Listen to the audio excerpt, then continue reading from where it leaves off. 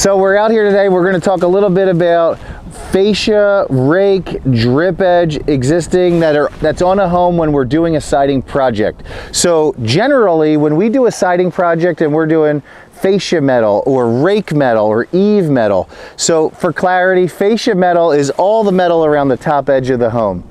Rake is the stuff that's on the gable side, and eave is on where the gutters would go along that horizontal area. So when we're replacing all the fascia on the home, that does not include the drip edge. This drip edge is a part and piece that's nailed from the top underneath of the roofing. That is not going to be coming off of the home. We would slide our new rake or eave metal underneath of the existing drip edge.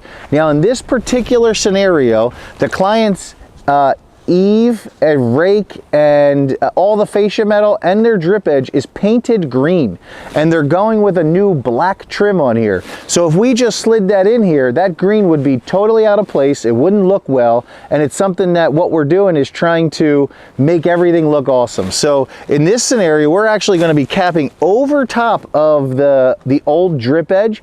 Now the drip edge will still function. The function of it is to not let water get into the edge of the plywood, so that's going to work. There's no issue in that regard. There's going to need to be some extra bend to the metal, which is only going to make it look a lot nicer on the fascia and rake metal. So all that being said, what we're going to do is we're going to remove and cap all of this. And I just want to point out, so when you explain to a client, yeah, we're going to do all the rake metal, all the eave, well, they need to understand that white drip edge that's there, it may be older, it may be bowed, there may be spaces in between the new metal and the old. The color might be off. So this is all about setting expectations. I want you as the guardian to be fully educated and understand what we're going to do, how it's going to get done, and if it is something that is elected to cap over the drip edge, that we'll handle that. But it is something that will create an extra expense. It's going to make it look nicer, but it's going to be extra work in the field.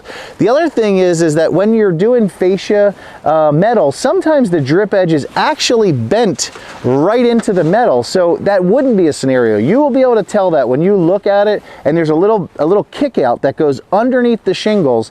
That would be taken care of.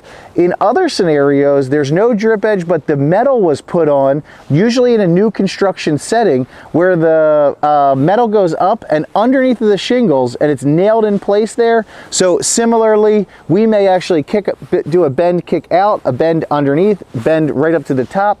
These are areas where, again, you'll hear me say this, sometimes this does not get 100% finalized till we're in the field. We see what is exactly going on, how it's fastened. Who knows if there's 6 inches of metal underneath of the shingle? We don't know these things till we get out here to start to do some site evaluation. So I'm very cautious in the way that I explain to the clients. It could be like this, it most likely is like this. We will review it on the day of the job. And again, one very important thing is to come out on the day of the job and getting started, usually a few hours into it, walk around with the installers.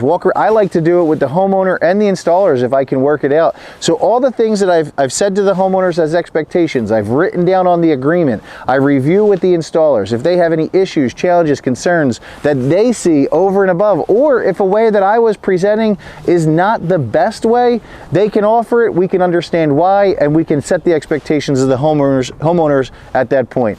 So when you're in this area and the capping is going on, there's so many different scenarios. If there's existing siding, if there is this is asbestos shingles that are all being taken down, sometimes there's J-channel, then there's wood that's there. This is actually going up underneath of the capping. So we need to then look at that, set the expectation. It's not always going to be the same. If there is clear-cut metal with J-channel butted up against it, we'll address that.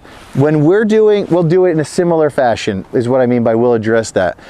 If there is siding that's up and you have woodwork and metal around it and an existing roofing, and you're thinking about the siding that's going on, and the client says, I want the most insulation, I want to have 3/4 inch or 1 inch thick foam put on the side of my house.